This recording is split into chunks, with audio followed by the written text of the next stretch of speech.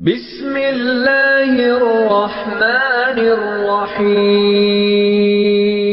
بسم اللہ الرحمن الرحیم نحمده ونصلی علی رسولہ الکریم اما بعد۔ اعتکاف کے مسائل چل رہے ہیں۔ بلا ضرورت اعتکاف گاہ سے باہر نکلنے کی وجہ سے بھی اعتکاف ٹوٹ جاتا ہے، چاہے بھول کر نکلے چاہے جان بوجھ کر نکلے۔ روزے میں بھول کے کھا لے تو روزہ تو نہیں ٹوٹتا، لیکن اعتکاف کی حالت میں بھول کے باہر نکل گیا تو اعتکاف ختم ہو جائے گا۔ رمضان کے سنت اعتکاف کے لیے روزہ شرط ہے، اس لیے اگر روزہ ٹوٹ گیا یا توڑ دیا، چاہے وہ مجبوری کی وجہ سے توڑا، بیماری کی وجہ سے توڑا یا بغیر ارادے کے ٹوٹ گیا، بہرحال روزہ ٹوٹ گیا تو اعتکاف بھی ٹوٹ جائے گا، اعتکاف باقی نہیں رہے گا۔ میاں بیوی والے تعلقات قائم کرنے کی وجہ سے بھی اعتکاف ٹوٹ جاتا ہے، چاہے جان بوجھ کر ہو، چاہے بھول کر ہو، چاہے اعتکاف گاہ کے اندر ہو یا باہر ہو، بہرحال اس چیز سے بھی اعتکاف ٹوٹ جاتا ہے۔ ویسے تو اعتکاف توڑنا گناہ ہے، لیکن اگر کوئی ایسی بیماری ہو جائے کہ اس کا علاج مسجد سے باہر جائے بغیر نہیں ہو سکتا یا اعتکاف گاہ سے باہر نکلے بغیر نہیں ہو سکتا، تو اب اس کے لیے اجازت ہے، اعتکاف توڑ دے، اس کو گناہ نہیں ہوگا۔ اسی طرح کسی انسان کی جان بچانے کے لیے نکلنا پڑے یا کسی اپنے قریبی رشتہ دار، والدین، بیٹا، بیوی، بھائی وغیرہ کی ایسی سخت بیماری لاحق ہو جائے، اس کی دیکھ بھال کے لیے جانا پڑے، اور اس طرح کوئی شدید مجبوری کی وجہ سے اعتکاف توڑنا پڑے تو پھر گناہ نہیں ہوگا، اعتکاف تو ٹوٹ جائے گا اور بعد میں اس کی قضا بھی رکھنی پڑے گی۔ اور قضا یہی ہے کہ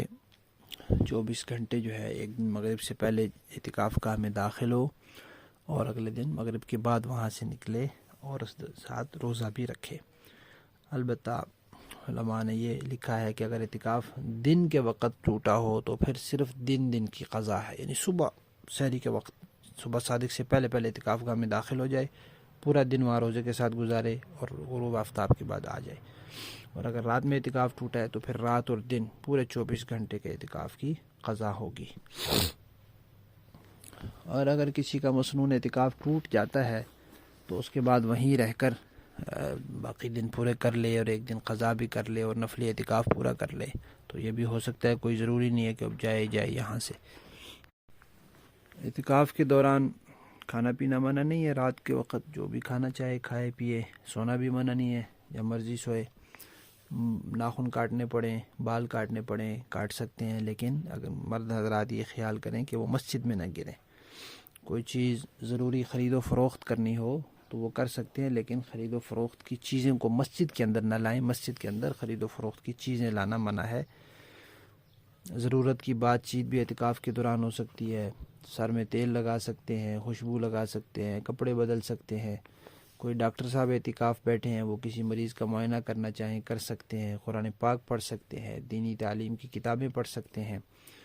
اور مسجد کے اندر رہتے ہوئے برتن صاف کر سکتے ہیں۔ دھونے کی ضرورت پیش آئے تو مسجد کے اندر، خود مسجد سے باہر نہ نکلیں، خود اندر کھڑے ہوں اور دھوئیں، اس طرح کے پانی باہر گرے تو اس کی بھی اجازت ہے۔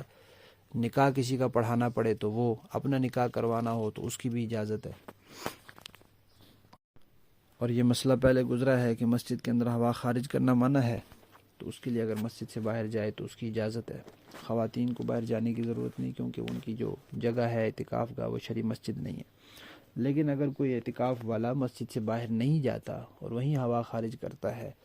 تو اعتکاف کی وجہ سے اس کے لیے اس کی بھی گنجائش ہے۔